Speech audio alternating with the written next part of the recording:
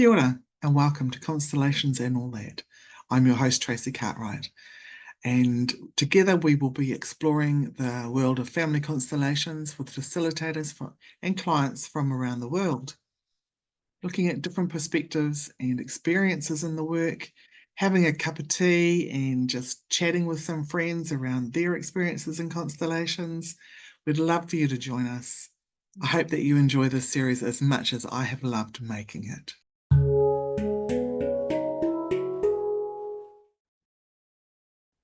Kia ora and welcome to Constellations and All That. Today I have the pleasure of talking to my friend and colleague Denise Warner. Kia ora, Denise, how are you? Good morning, I'm good. Thank you, Tracy. So please do share a little bit about you.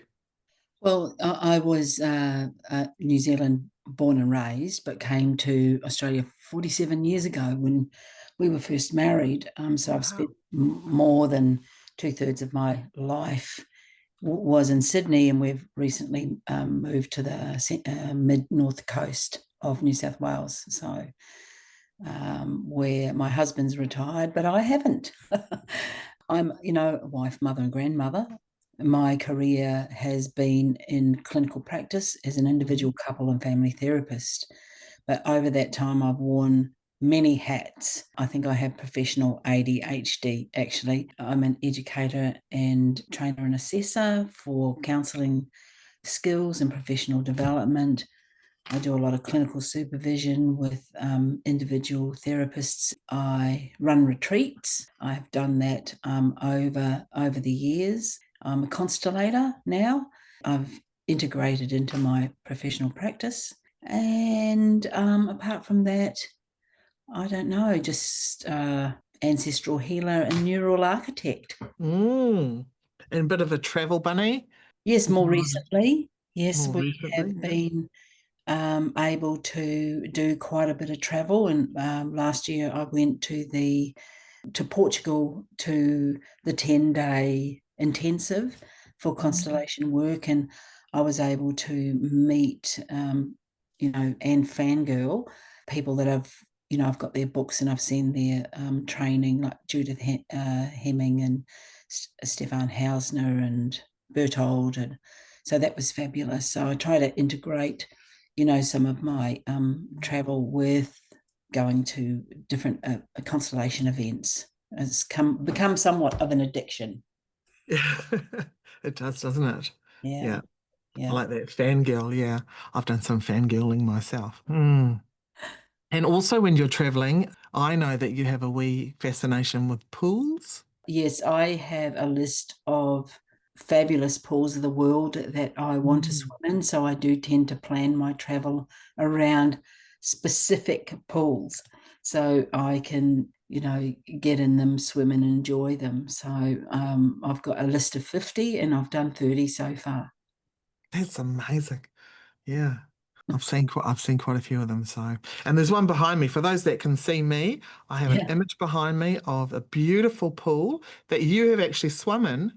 I've swum in that pool many times. I have that is where we're holding the retreat in Lombok at a resort called Puri Mas, and that is their main pool, which is gorgeous. And you can sit in there in the evening, watch the sunset over Mount Agung in Bali.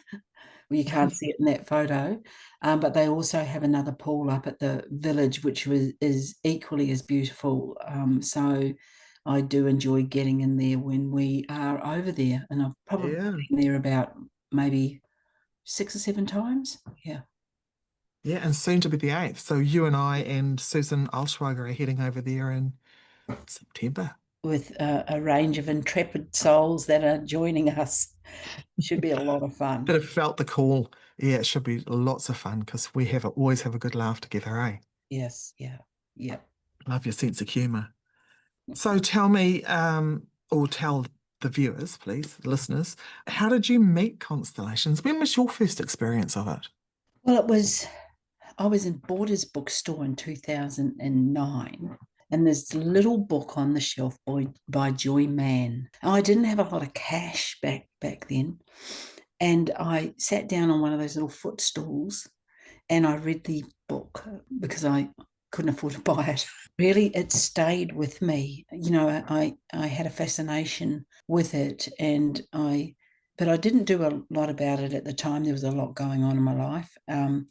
But I saw a constellation training advertised in 2017 with Yildiz Sethi, which was a 9-day training, and I immediately signed up. It wasn't one of those things I thought about and contemplated over time, or should I do it or not. I just put the money down and off I went, and it was an extraordinary experience. Thus began my fascination. Yeah, and with your coaching and teaching skills, it's all Yeah. coming together. I'm a systemic family therapist, and so my work had been definitely grounded in systems theory from when I first trained. This seemed to really dovetail into that very well. And so one of the things I'm really wanting to do is synthesize constellation work with some of the mainstream therapies, the ideas Yeah, within beautiful. constellation work. The issue with counseling very often is it is very intrapsychic, and not relational. And one of the things that, the ideas, the simplicity of constellation work is remarkable, Hmm, yeah, belonging, order, and balance. When you can apply those ideas and that systemic thinking, which we do when we're facilitating constellations, but when you can also think about doing that in a therapeutic sense, it's very, very powerful. yeah, absolutely. Absolutely. Intrapsychic. I've never heard that word before. Well, that is, the models such as CBT, changing your thoughts changes your life. So Yeah. that's all about the individual and how they kind of operate. And I'm probably simplifying that somewhat, but motivational interviewing is the same, where you're working with, what the client is thinking and doing. But Hmm. when you are moving to a relational model of therapy, such as systems thinking, what you're doing is you're incorporating the entire system, which Hmm. changes perspective. You move from a linear causality, like it's your fault or it's my fault, to I did that and then they did this and then I did that. And so you get a much more circular understanding of the way that people behave within their system and a greater understanding. Fantastic. Okay. That was an interesting word. I'd never heard that before. Great description. So when you go to a barbecue or you meet someone in the elevator, because I know that you've just moved to a new area. So when Yeah. someone says to you, so what do you do, Denise? And you're describing constellations. I don't know if you do describe it as something separate, but how would you describe family constellations? Can be difficult. I've always been interested in energy and in energy psychology. And I remember I started doing EFT tapping, back in the 90s, and everyone thought I'd lost my marbles. Like, oh, you're the Trying to warrior. find them. Hold on. Where Yeah, are they? exactly. And it's very mainstream and really has a lot of empirical evidence supporting its efficacy now, and is used very much mainstream. And so I have the same difficulty talking or explaining constellation work to people who don't think in terms of kind of epigenetics, or in terms of energy fields. And so you can come off sounding like you're a little bit like woo woo. So I think really it's more explaining the impact that it can have on Yeah. clients, Yeah. rather trying to get across, representing and, accessing energy from, and ideas from other realms. So one of the things that I like to say is that sometimes we are carrying things that we don't understand or even realize. Hmm. And the impact of doing, this work is those things can shift Mm. quite quickly and quite easily.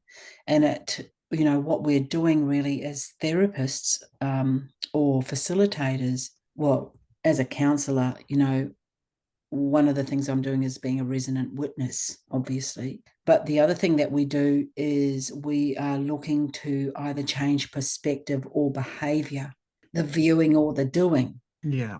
And so when you can talk to people that are, looking for answers, that they can have quite significant shifts by doing some very simple techniques that will give them a greater understanding of, what it is that they're carrying.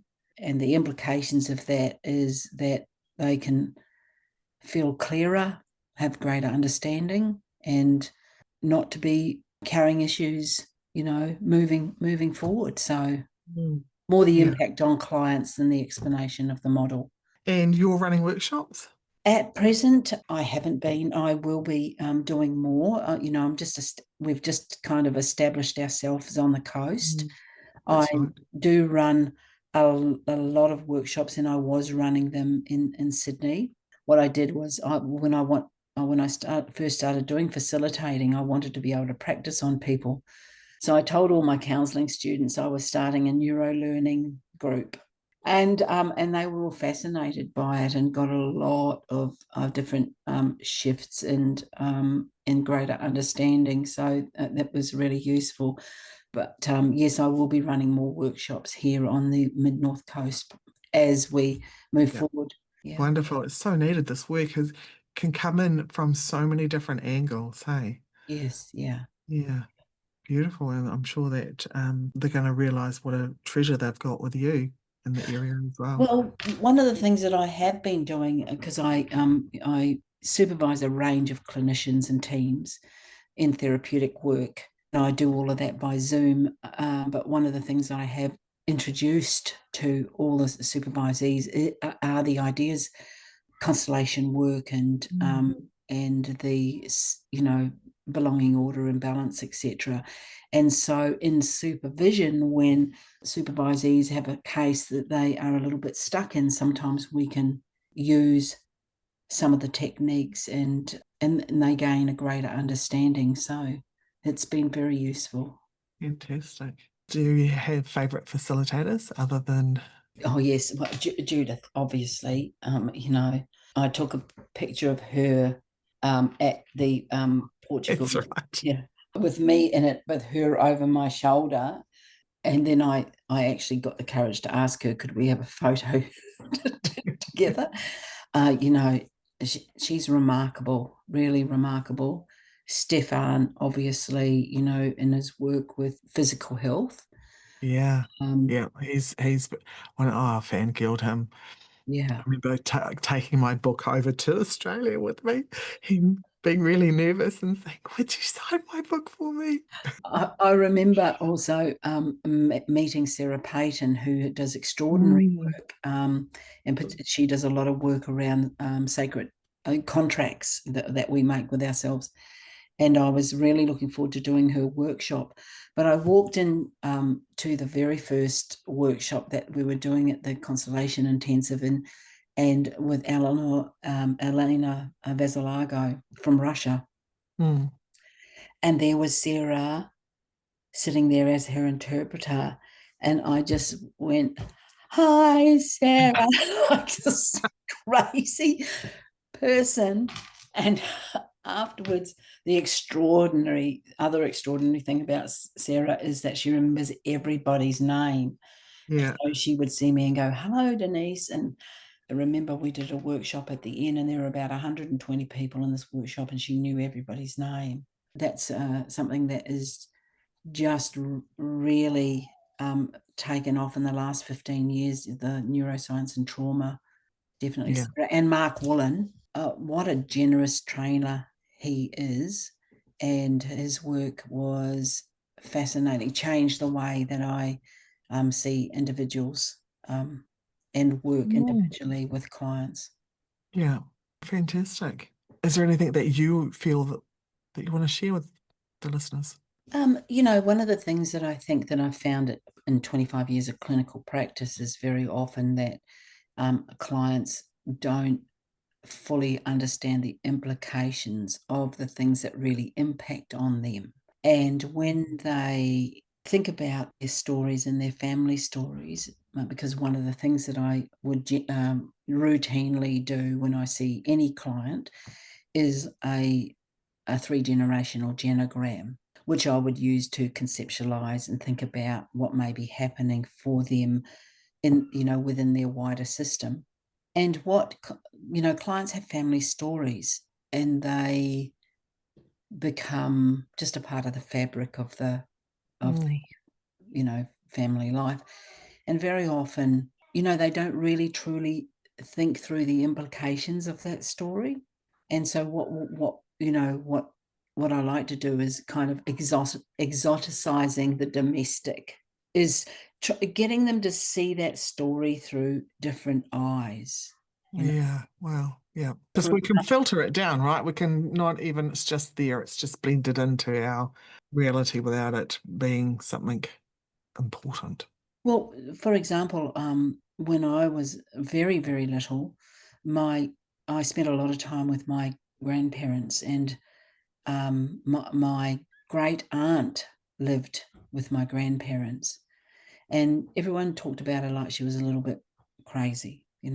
But during the time that she lived with them, they did not speak at all, because she was an exclusive brethren, and they weren't allowed to talk to anyone that wasn't within the the church. Yeah. And Now she I lived don't. in the same house as your grandparents, Yes, who weren't exclusive brethrens. exactly. Wow. So I started to think, because it was just a story, blah blah blah, and everyone kind of talked about it, and but I started to think, what was that like for this little 3-year old, who obviously is absorbing, a good deal of the family belief systems at that point, because, our belief systems are formed pre-birth, main ones to age 7. So they're not pre-verbal.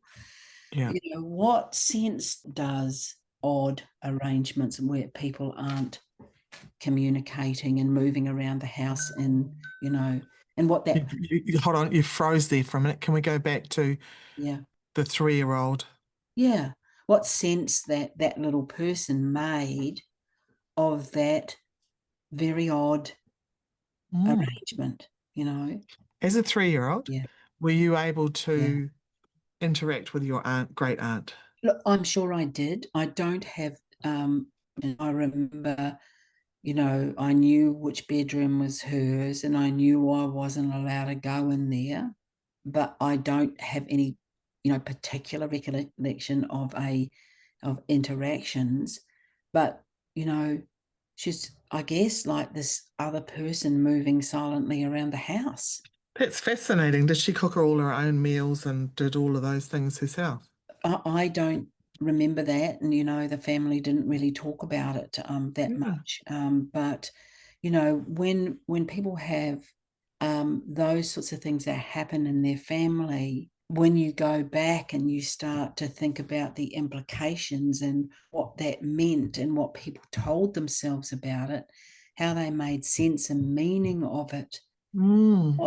what sense and meaning did that have to my grandparents, and how did that impact on their marital relationship, and what all my uncles and aunts and everybody that was there told themselves about all of that, what Yeah. what the underlying implications were, because that was somebody that actually ended up excluding herself from the family when she moved out, and the family really didn't interact with her because it wasn't a part of her religion. So, Yeah. most families have a story, that is like, oh yeah, that happened, blah blah blah. But when really think about those implications, Yeah, yeah, absolutely. Like mum just made me think about my uncle, my dad's brother, who everyone was like, oh, he's a drunk and he's this and he's that and he's unreliable and you yeah, know, blah blah blah. yeah, And then you dig a bit deeper and you realize that, well, he was born 3 months premature in 1950 something. yeah, yeah, And he was taken to a hospital 3 months premature in 1950. He was born at Yeah, 6 months. Amazing that he survived for a start. And then he was taken to Napier. Now, my grandparents lived in Horotu, which is in the Waikato. So yeah, that was like Nana had to travel for days to get there in 1950 to yeah, go and see him. She could only go for a couple of days once a month. And he was there, I think, for about 6 months because she yeah. had four other children to look after. So then we know that there's the abandonment wound, right? Well, There's that attachment. attachment Think of and attachment theory. Yeah, yeah, yeah, absolutely having all of that.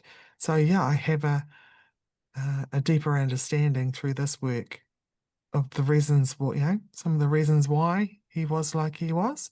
yeah. Could And imagine being cocooned in the womb for those 6 months and then being kind of out and then feeling abandoned. And, that would be cellular. That's pre-verbal, isn't it? oh, yeah. So he would have been, so she would have birthed him in the Waikato, and then he was transported to Napier for, Yeah, I'm assuming that yeah, they had a specialized neonatal unit or something there. Don't know yeah, why, but anyway, don't know why yeah, to be fully understand that, but yeah, it made me because there was always a part of me that was loyal to the family system of he's a drunk, he's a scallywag, you can't trust him. My dad had a great dislike for him, and so I was loyal to that.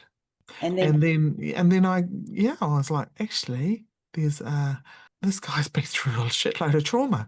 yeah, yeah, And there was some compassion and yeah, and giving him a place in my heart, in my field of, and yeah.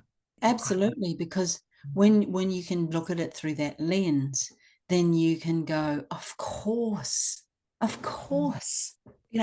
could he be any different to that? Exactly. Yeah. That's one of the things that I really value about this work is, because you can have kind of remarkable stories where suddenly after a constellation some big kind of thing happens. But it is the smaller realizations that your clients make that Mm, they can suddenly find compassion for someone in the system or even themselves that they previously didn't have, just by shifting their perception and gaining a yeah. greater understanding. And I think, in a world where the individual is really prioritized and there's a lot of, kicking down going on, and we see it in the news all the time, being able to extend your lens to be more systemic and to be thinking about the impact of what's happening for other people is a real gift. Absolutely. Yeah. It's made me feel like I have a place of belonging because I Yes. didn't for Yeah. such a long time through my own journey as well.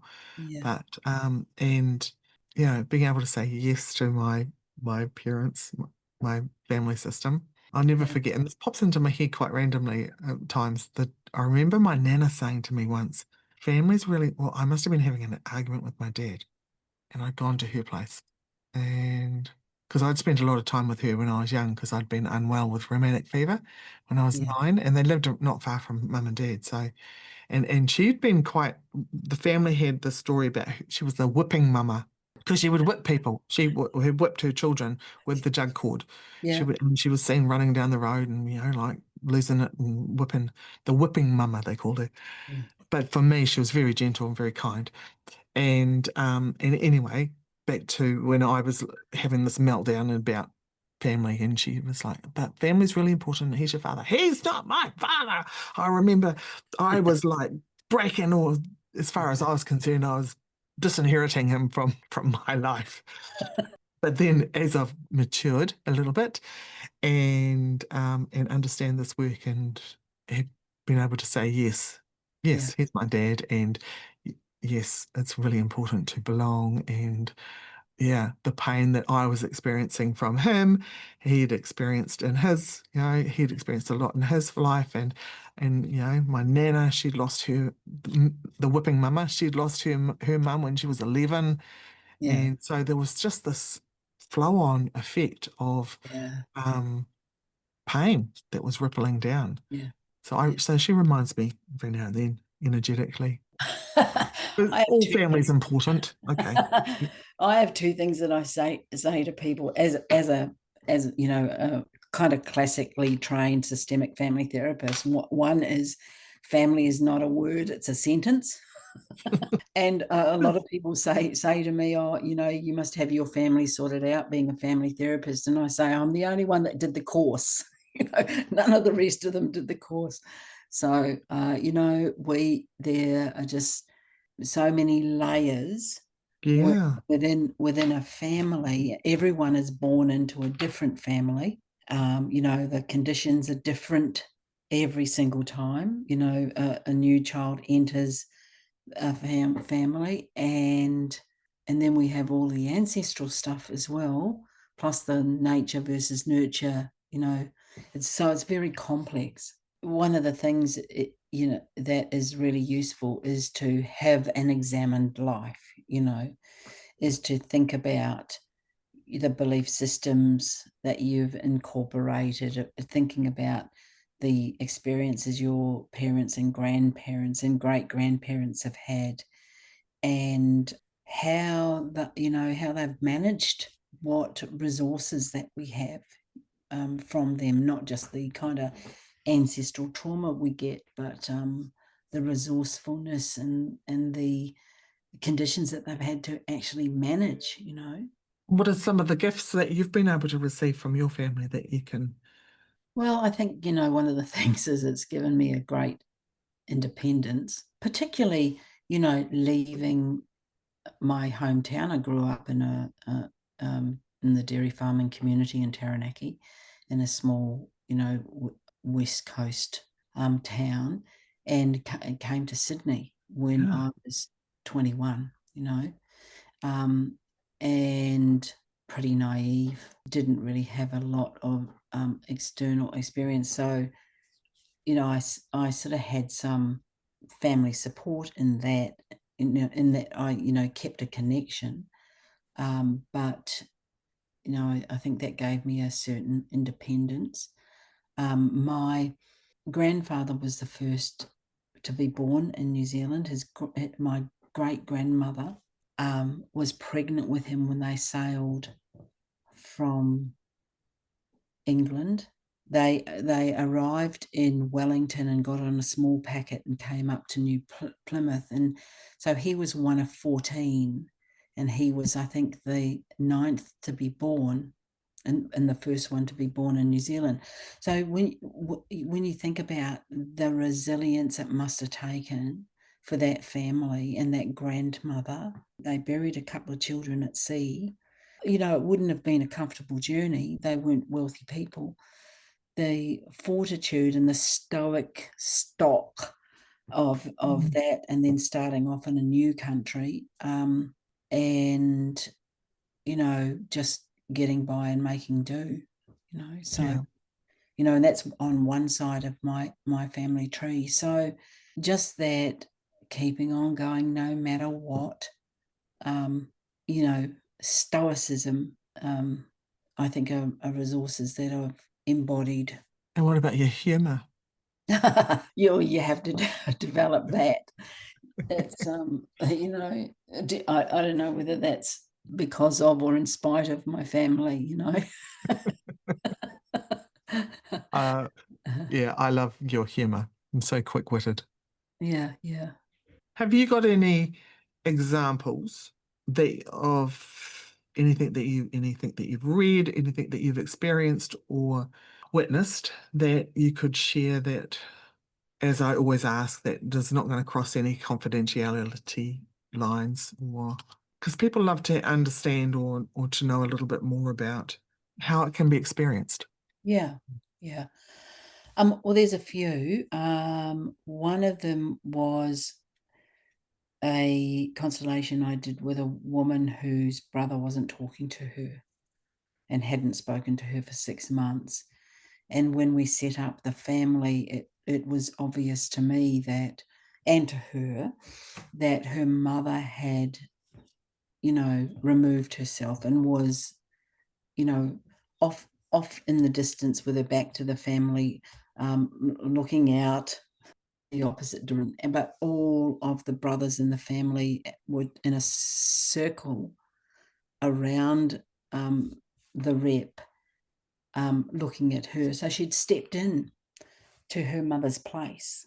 And so we just did the simple task of lining her family up in order and having her look at where she was in the order, and kind of realizing, oh my goodness, like I'm about the fifth or sixth one along, right? Because she'd been just really parentified. And that night I received a phone call from her, and she said, "What did you do?" And I said, "All care, no responsibility," And she said, "My brother's just turned up for dinner." Wow. Yeah, so that's how quickly things can shift. Sometimes Yeah. they do that. Sometimes it's a lot more subtle. Another one was a woman who had significant amount of therapy from a range of other therapists, and had come to me around the depression. And her father had passed from depression by his own hand. And one day I said to her, what if this depression is not yours? Kind of externalizing the depression in a narrative sense is like the depression. Maybe it isn't yours. Maybe this is a way of you remaining connected to your dad. And maybe it's a way of you trying to relieve the burden of his depression by taking it from him. So we did a constellation whereby we handed it back to its rightful place. Mm. And the shift in her was remarkable. Yeah. It really, really changed so many things about her and her perception. She said, I've never felt like this before. There was a real freedom in the release of that burden. And we just use a floor anchor, but he was more than happy to take it back. Mm. And it created quite a significant shift in the way that she kind of moved through life after that. Beautiful. When you say a floor anchor, what do you mean by that? Oh, when you're working with individuals, you can work in a myriad of different ways. You can work with them in terms of them just closing their eyes and visualizing it as you step them through particular things. You can use little figurines. You can use, floor anchors like cushions on the floor, or most facilitators use felt pieces. So I remember once with my neuro learning group, we did this. I just asked them all to bring a bag of rocks, and just said to them, "We're going to do some stone therapy today. Not stoned therapy. We're not going to get stoned. We're just going to use the rocks as as ways to personify whatever's going on."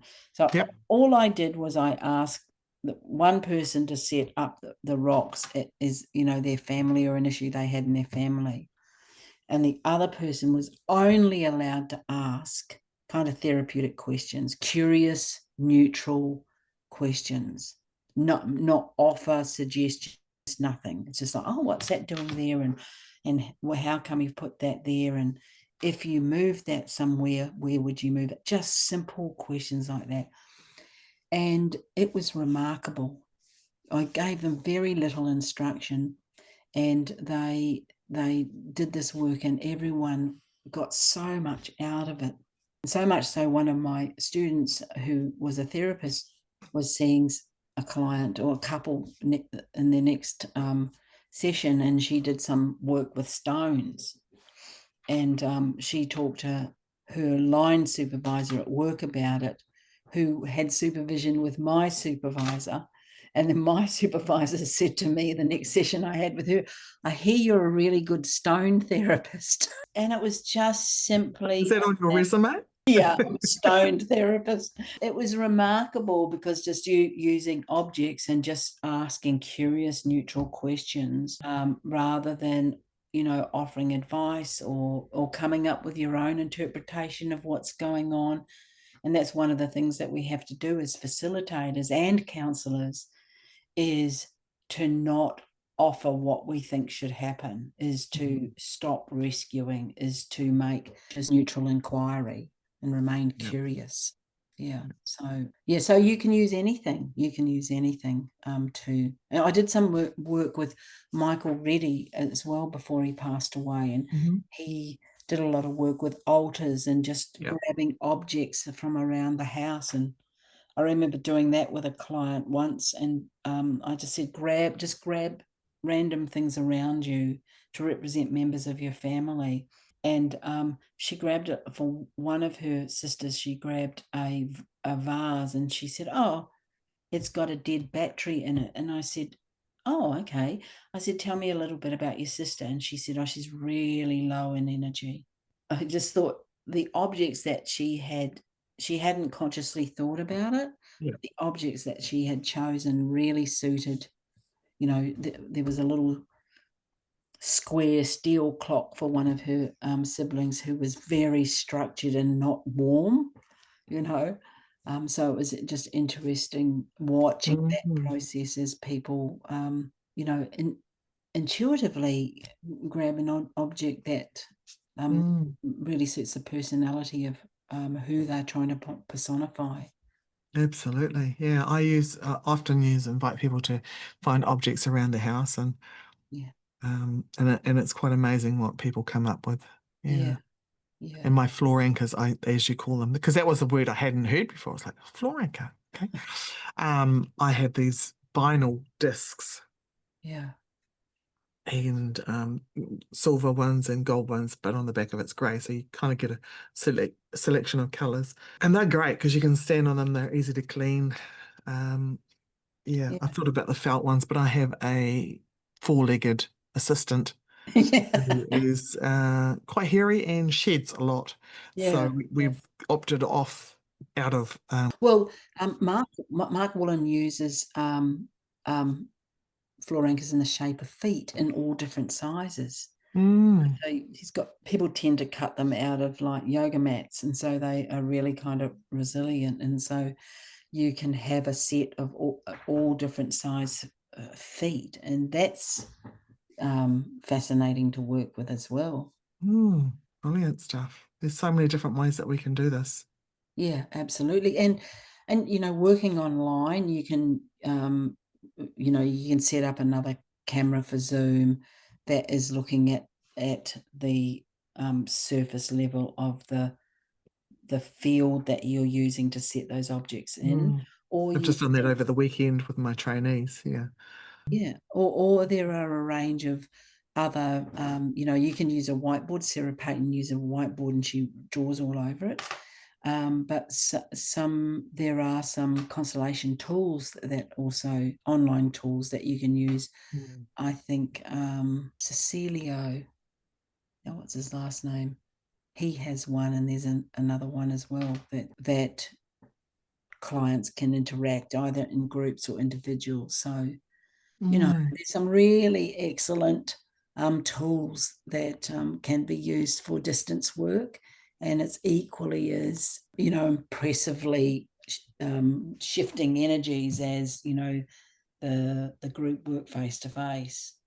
Although there's something about getting a group together and doing a constellation that and creating that kind of sacred space and that energy that is very appealing to be a part of. Absolutely. And yet it's also just as powerful not in a group, right?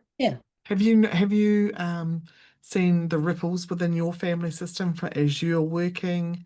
You're noticing things. Absolutely. You think of your children or your siblings. Yes, absolutely. Absolutely.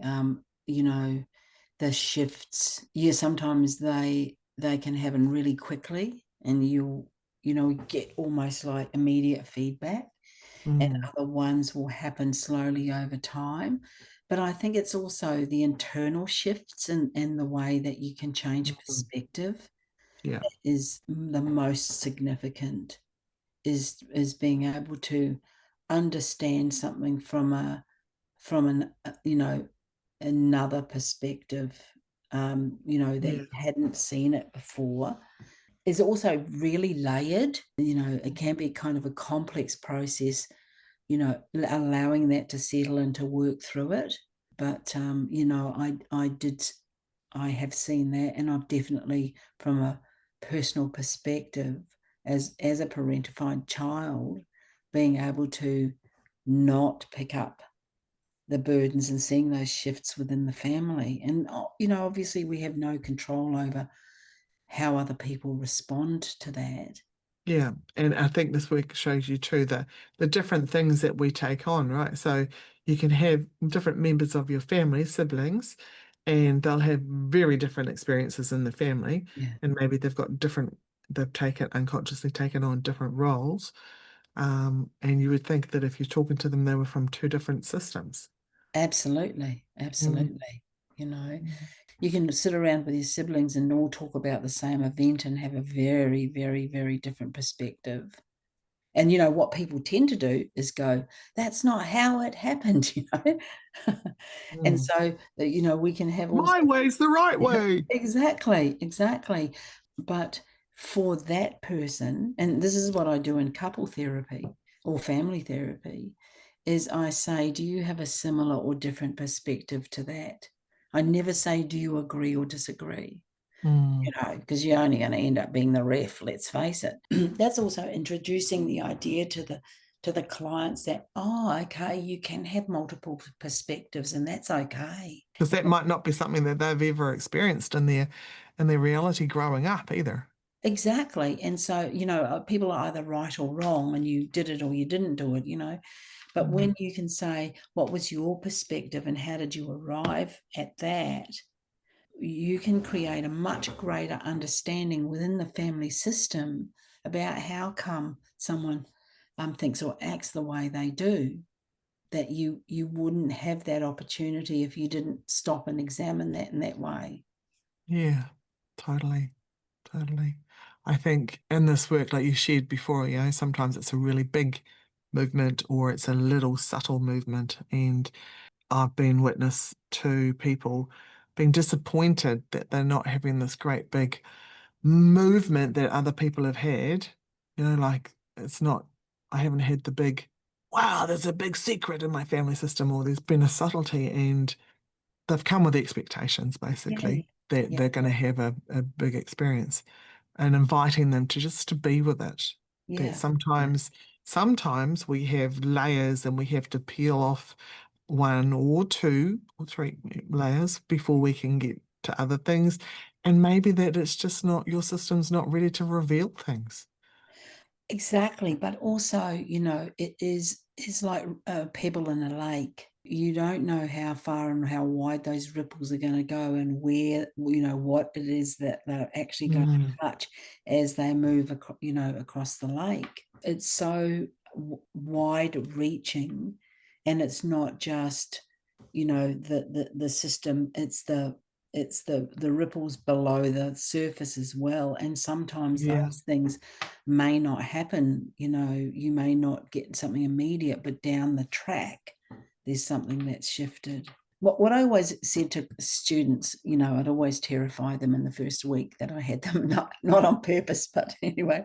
And one of the things that I would say is, what you're going to learn, you're going to shift from a linear causality thinking, like it's your fault, which most of our clients come in with, here, fix my kid, and they'll say to Mm. the kid, and when you finish, we'll take you to McDonald's. It's like, fabulous.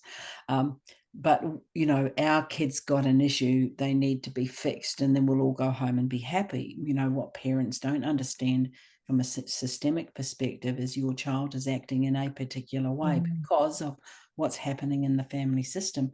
And children do an excellent job sometimes of getting their parents in for couple therapy, But I'd say to students, you're shifting from a linear causality into systemic thinking. When you start to think systemically, it's like ascending a staircase, but the stairs disappear behind you. You can never go back. So be prepared to have your life shift in ways that you can't even begin to imagine. And And how many people leave the room at that point? that's right. It's like, whoa. And then, because, as a part of training, and whether this is constellation training or it's, training in counseling, is you start to examine, your beliefs, how you make sense of things, the meaning that you attach to everything, your perspective within a system. Mm, And you're thinking about, A causes B causes C, that causes A to do B, but whatever. And so it really shifts that, and you can't go back. You can't just sit there and go, it's everybody else's fault. It's not my fault. It invites you to take responsibility. absolutely. Yeah, it's definitely changed the way I see my family system and myself in my role as just my role. I won't give myself a label.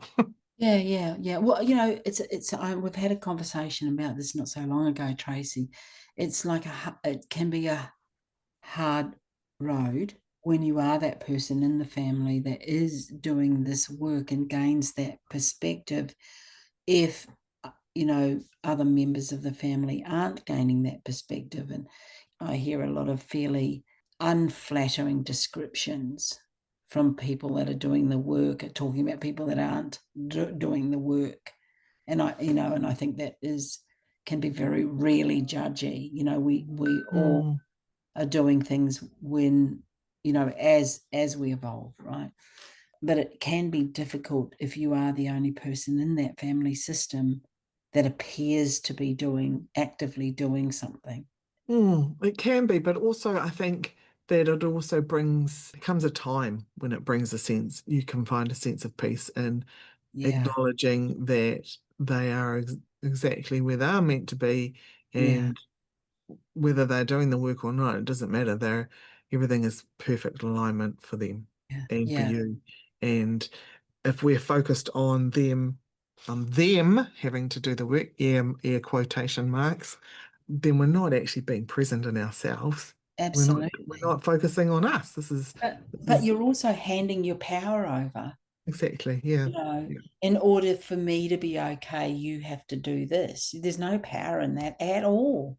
Mm. It's like, in order for me to be okay, I need to do my own work, and I need to respect where you're at right now. And sometimes that does mean that you have to put up boundaries, and you can't have relationships, with people who don't expect your boundaries. But it's important that we are still able to include them, our family system, some way, and know that they actually have a place, whether or not you can have like a face-to-face relationship with them. Yeah. Wow. And it comes to, like my husband, love him to pieces. And he has no idea what I do. And he's not interested in doing the work as such.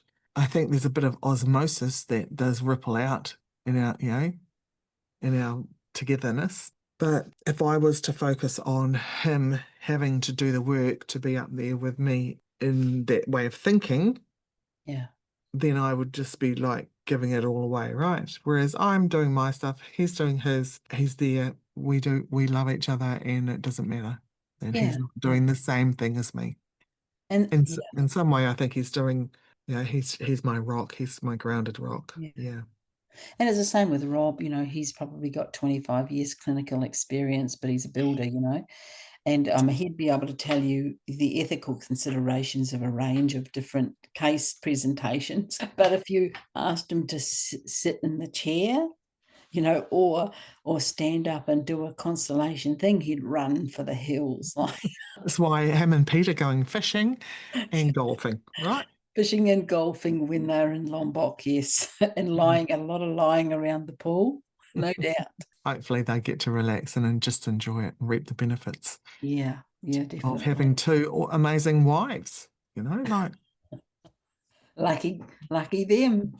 aren't they? And you hear the trumpets. Doo-doo-doo-doo. Yes, So looking forward to spending that time with you on the island, you and Susan. yes, it'll be Um, fabulous. Yeah. Well, thank you for joining me today. It's been amazing, as I knew it would be. You're such a wealth of knowledge as well, and so much fun to be with. So, Thank you. Thank you. mm, I appreciate the work you're doing. I appreciate you as a facilitator and a person, and, keep on, bringing constellations to mainstream as mm, well. I think it's a fabulous thing that you're doing. So, thank you. I do need to ask though, how can someone get in touch with you? Because I know you've got some shifts happening in your background in your business. yes, yes, I'm rebranding, and I'm just rebranding under my own name. I have a business called Caring for Myself with a numeral 4, but I'm just going to move to Denise Warner because I'm reasonably kind of well known, definitely in counselling circles here in Australia. But you can email me on denisejwarner@hotmail.com, and I will be or on LinkedIn. I'm on LinkedIn. I'm not a real estate agent in Tampa, Florida. Um, So so she could be a travel agent because she's really good at coming up with some ideas. So if anyone wanted to contact me, connect with me on LinkedIn or send me an email to denisejwarner@hotmail.com. That'll definitely get to me. Fantastic. Thank you so much, my friend. Yeah, so I hope everyone has enjoyed this conversation today as much as I've enjoyed bringing it together with you, Denise. Thank you for listening. Head over to Instagram and tell me what's resonated for you with this episode. You'll find me at tracy.cartwright. That's Tracy with no E, .cartwright. Or head over to my website, tracycartwright.co.nz, and receive a free audio with the gift from your ancestors. So until next time, be kind to yourself and have fun doing it.